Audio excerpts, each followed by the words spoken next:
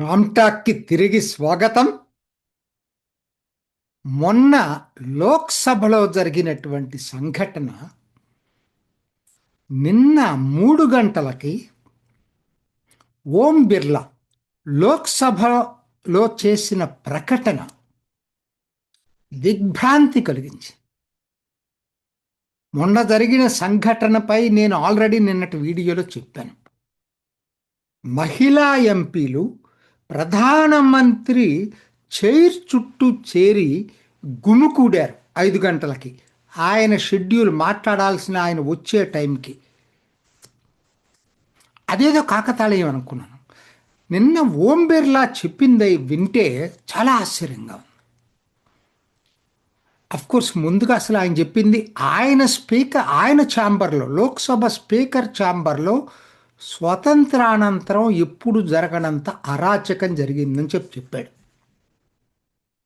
అంతకన్నా దుర్భాగ్యకరణ సంఘటన అంటూ చెప్పింది, లోక్సభ దేశానికి పార్లమెంట్ నాయకుడు మోడీ, దేశ ప్రధాని, తను మాట్లాడటానికి వచ్చినప్పుడు అనుకోని సంఘటన కాంగ్రెస్ చేయాలని చెప్పి కాంగ్రెస్ సభ్యులు ప్రయత్నం చేశారని చెప్పి నాకు కన్ఫర్మ్డ్ సోర్సెస్ నుంచి వార్తలు వచ్చినాయి. కన్ఫర్మ్డ్ సోర్సెస్ ఆయన చెప్పింది. ఇది ఎవరో బయట రోడ్డున గాసెప్పో లేకపోతే రోమరో కాదు, లోక్సభ స్పీకర్ స్వయానా ప్రకటించాడు. ఆయనకి అంటే భౌతికంగా జర్నలిస్టులు పల్లవి ఘోష్ లాంటి కాంగ్రెస్ సోర్సెస్ నుంచి ఎక్కువ ఇన్ఫర్మేషన్ సేకరించే పల్లవి ఘోష్ కూడా చెప్పింది, భౌతిక దాడి చేయటానికి కాంగ్రెస్ సభ్యులు ప్రయత్నిస్తారు, ప్లాన్ చేశారు. ఎందుకంటే రాహుల్ గాంధీని మాట్లాడనివ్వకుండా మోడీ ఎలా మాట్లాడతాడు? అవసరమైతే ఎక్కడ దాకైనా వెళ్తాం.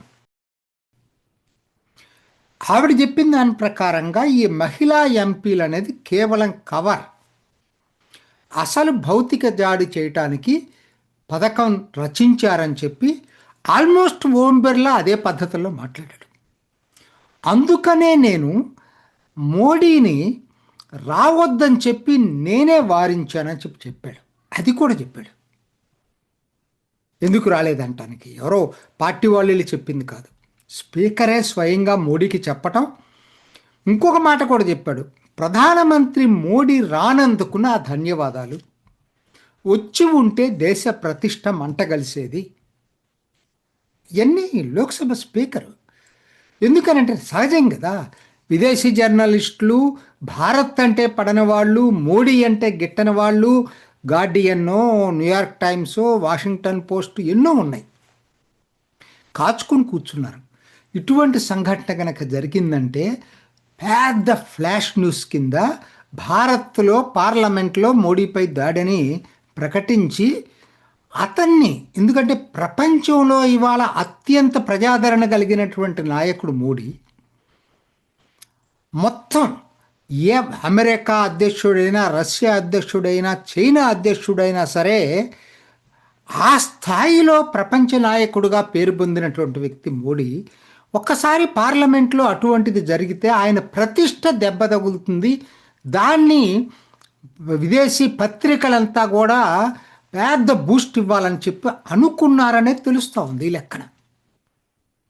ఒకటి, వాళ్ళు ఏం చేస్తారో సంగతి తర్వాత, ఒక దేశ ప్రధానిని పార్లమెంట్లో భౌతికంగా దాడి చేయాలని కుట్ర పనినప్పుడు స్పీకర్ ప్రకటన ఇవ్వటం కాదు, దీని మీద ఎవరైతే దీనికి బాధ్యులో వాళ్ళని శిక్షించాల్సిన అవసరం లేదా? అసలు ఆ ఎంపీస్ ఎలా వెళ్తారు అక్కడికి? ఎందుకంటే పార్లమెంటరీ సాంప్రదాయాలు ఉన్నాయి. నువ్వు నీ బెంచీల దగ్గర నుంచొని మాట్లాడటం వేరు, స్లోగన్స్ ఇవ్వటం వేరు. చివరికి అది ఇవాళ ఒక సాంప్రదాయం అయిపోయింది, వెల్లోకి వచ్చి గొడవ చేస్తున్నారు. కానీ అవతల ట్రెజరీ బెంచీలు, అది ప్రధానమంత్రి కూర్చునేటువంటి సీటు దగ్గరకు వచ్చి చుట్టూ వలయంలాగా ఏర్పడి మహిళా ఎంపీలు, దీన్ని ఏమంటారండి? వాళ్ళ మీద ఎందుకు యాక్షన్ తీసుకోలేదు స్పీకర్? నా దృష్టిలో ఇది దేశం మొత్తం మీద కాంగ్రెస్ పార్టీని, ప్రతిపక్షాలని, ముఖ్యంగా రాహుల్ గాంధీని దోషిగా నిలబెట్టాలి. బీజేపీ మరి ఎందుకు నేను ఇవాళ వీడియో చేసినప్పటికీ వాళ్ళు ఏం ఆలోచనలో నాకు తెలియదు కానీ బీజేపీ దీని మీద దేశవ్యాప్తంగా నిరసనలకు పిలిపించి కాంగ్రెస్ని రాహుల్ గాంధీని దేశం మొత్తం మీద దోషిగా నిలబెట్టాల్సినటువంటి అవసరం ఉందా లేదా? మాలాంటి వాళ్ళకి మేము బీజేపీ కాదు కదా, మోడీని అభిమానిస్తాం. మాలాంటి వాళ్ళకే మింగుడు పడనప్పుడు మరి పార్టీగా వాళ్ళు ఏం చేస్తున్నారు? ఎందుకునో ఇమ్మీడియట్గా రావాల్సిన స్పందన పార్టీ దగ్గర నుంచి రాలేదేమోనని స్పీకర్ కూడా బాధ్యుల్ని కఠినంగా శిక్షించటానికి తీసుకోవాల్సిన చర్యలు తీసుకోలేదేమోనని నాకైతే అనిపిస్తూ ఉంది. వచ్చే 2-3 రోజుల్లో అయినా దీని మీద ఓ పెద్ద దేశవ్యాప్త ఉద్యమం నిరసనలు జరుగుతాయని ఆశిస్తాను. ఇక రెండోది ఉంది. ఏంటి ఆ రెండోది? ఆయన నిన్న మోడీ రాజ్యసభలో మాట్లాడుతూ ఓ మాట అన్నాడు. అసలు వీళ్ళకి నెహ్రూ కుటుంబానికి చివరికి గుజరాతీ ఇంటి పేరైనటువంటి గాంధీ ఇంటి పేరును కూడా దొంగిలించారు. దీని మీద నేను అంతకుముందు ఎన్నోసార్లు వీడియోలు చేశాను. కానీ గమ్మత్తు ఏంటంటే ఇంతగా ఇప్పుడు మనం చెప్తున్నాం కూడా ఈరోజు కూడా ఇందిరాగాంధీ అయినా ఈ గాంధీ పేరు చివర రావటానికి కారణం ఫిరోజ్ గాంధీని గాంధీ అడాప్ట్ చేసుకున్నటువంటి ఒక దాన్ని ఏమంటారో తెలీదు, మౌత్ టాక్ ప్రతి ఒక్కరిలో ఉందండి. అది నా చిన్నప్పుడు నేను వినేవాడిని. ఇప్పుడు కూడా నిన్న టైమ్స్ ఆఫ్ ఇండియాలో దీని మీద ఏదో పెట్టినప్పుడు కింద కామెంట్స్ చూస్తే చాలామంది అదే రాస్తున్నారు. అంటే అడాప్టెడ్ సన్ అయితే ఒప్పుకోరా అంటాడు. అసలు అడాప్టెడ్ సన్ ఎక్కడ? అసలు గాంధీకి ఫిరోజ్ గాంధీకి సంబంధం ఏంటి? అదేంటో తెలుసుకుందాం ఒకసారి. ఎందుకంటే ఇది ఈ ఫిరోజ్ గండి అంటే స్పెల్లింగ్లో తేడా ఉందండి. ఇదొక్కటి మీరు గమనిస్తే మీకు అర్థమైపోతుంది. ఆయన పార్సీలు అంటే ఎక్కడి నుంచి వచ్చారు? ప్రస్తుత ఇరాన్ నుంచి ఇస్లాం మతం ఇరాన్లో వ్యాప్తి చెందినప్పుడు తట్టుకోలేక వేధింపులు తట్టుకోలేక పారిపోయి ఇండియాకు వచ్చిన వాళ్ళు. మొదట్లో గుజరాత్లో ఎక్కువ మంది సెటిల్ అయ్యారు. వీళ్ళ కుటుంబం కూడా వీళ్ళ నాన్న పేరు ఫిరోజ్ జహంగీర్ ఫిర్దోసి గండి, GHANDY, జాగ్రత్తగా వినండి, గండి. అయితే ఈ ఫిరోజు వాళ్ళ కొడుకే ఫిరోజ్. వీళ్ళు గుజరాత్ దగ్గర భారుచ్ ఒరిజినల్గా వీళ్ళు ఉండేది. తర్వాత వీళ్ళ ఫ్యామిలీ ముంబై షిఫ్ట్ అయింది. ముంబైలో ఉన్నప్పుడే వాళ్ళ నాన్న చనిపోయాడు. తర్వాత ఈ ఫిరోజ్ గండి తర్వాత వాళ్ళ అమ్మ అలహాబాద్ మారారు. అది వీళ్ళ చరిత్ర. అది అలహాబాద్ కనెక్షన్ అక్కడ. సరే, విదేశాల్లో చదువుకున్నాడు, వాళ్ళు వెల్టుడో కాబట్టి అన్నీ చేసేసారు, బాగానే ఉంది. తర్వాత ఏమైందంటే ఈయన స్వాతంత్రోద్యమంలో పాల్గొన్నాడు. నిరసన ప్రదర్శనలు, కాంగ్రెస్ పార్టీ నిరసన ప్రదర్శనలు. ఆ టైంలో పేపర్లు రాసినటువంటిది ఏంటంటే, ఇప్పుడు హిందీలో గండీకి గాంధీకి తేడా మీరు ఒకసారి వినండి. GHANDY, Gandhi GANDHI. గండీలో ఉన్న హెచ్ తీసి డి పక్కన పెట్టారు. సింపుల్. జీ పక్కన ఉన్న హెచ్ తీసేసి డి పక్కన పెట్టారు. అది స్క్రీన్ మీద అయితే కనుక కరెక్ట్గా అర్థమవుతుంది. జీ పక్కనున్న హెచ్ని తీసుకొచ్చి గాంధీలో డి పక్కన హెచ్కి చేశారు. రెండు తేడా ఏం లేదు, ప్రొనౌన్సియేషన్లో తేడా వస్తుంది. హిందీలో రాసేటప్పుడు గాంధీకి పెద్దగా అంత తేడా రాదు. అలా వాళ్ళు గాంధీ అని రాశారు. గండీని ఎవరు? పేపర్లు, అలహాబాద్లో ఈ హిందీ పేపర్లు ఇవన్నీ కూడా. ఫిరోజ్ గాంధీ దాన్ని ఓన్ చేసుకున్నాడు. అంటే నేను గాంధీ అని ఎందుకు అంటున్నా, అందరికీ పాపులర్ అదే కాబట్టి. ఇప్పుడు నేను గండి అంటే ఎవరికి అర్థం కాదు కాబట్టి ఫిరోజ్ గాంధీ దాన్ని ఓన్ చేసుకున్నాడు. ఈ పేరు బాగుంది, గాంధీ ప్రతిష్ట కలిగినటువంటిది అనేది ఆయన దొంగిలించినట్టుగా చెప్పాలంటే కరెక్ట్గా ఆయన దొంగిలించాడు. నిజం చెప్పాలంటే నెహ్రూ కుటుంబం పాత్ర లేదు, ఇది అంతకుముందే ఆయన దొంగిలించాడు దీన్ని. అయితే ఇక్కడ తెకాసు ఉంది. మరి కాంగ్రెస్ సర్కిల్స్లో గాంధీ అడాప్ట్ చేసుకున్నట్టు ఎందుకు వస్తుంది? దీన్ని కాంగ్రెస్ ఎప్పుడన్నా ఖండించిందా?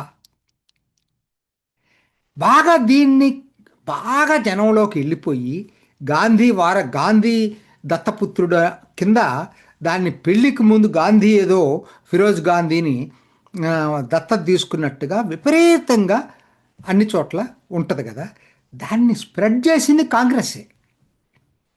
అంటే నెహ్రూ బ్రాండ్ ఇమేజ్ని, మహాత్మా గాంధీ బ్రాండ్ ఇమేజ్ని రెండింటిని కలిపి వాడుకోవటంలో ఆరితేరింది నెహ్రూ కుటుంబం. జరిగింది ఇదండి, సింపుల్ పాయింట్. అందుకని నేను ఒప్పుకోను మోడీ చెప్పింది. దొంగిలించడం అంటే బ్రాడ్గా తీసుకుంటే ఫిరోజ్ గాంధీని కూడా వాళ్ళ కుటుంబంలో తీసుకుంటే దొంగిలించారు. ఫిరోజ్ గాంధీ దొంగిలించాడు, దాన్ని తెలివిగా వాడుకుంది నెహ్రూ కుటుంబం.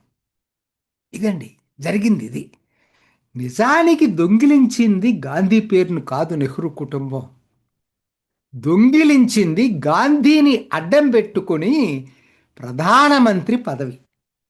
కాంగ్రెస్ పిసిసి అధ్యక్షులందరూ వల్లభాయ్ పటేల్ కావాలి అంటే కాదు, గాంధీ కాదు, నేను నెహ్రూని కావాలని కోరుకుంటున్నానని ఎవ్వరు ప్రపోజ్ చేయకపోయినా కూడా ఆ విధంగా కాంగ్రెస్ అధ్యక్షుడై 1946లో ఆటోమేటిక్గా ఇంటరం ప్రభుత్వంలో ప్రధానమంత్రిగా ఎలక్ట్ అయ్యాడు నెహ్రూ. కాబట్టి దొంగిలించింది ప్రధానమంత్రి పదవిని. ఏదైతే ఏమైంది ఇవాళ అసలు ఆ కాంగ్రెస్కి ఈ కాంగ్రెస్కి పొంతన లేదండి. చాలామంది అవన్నీ కోట్ చేస్తుంటారు.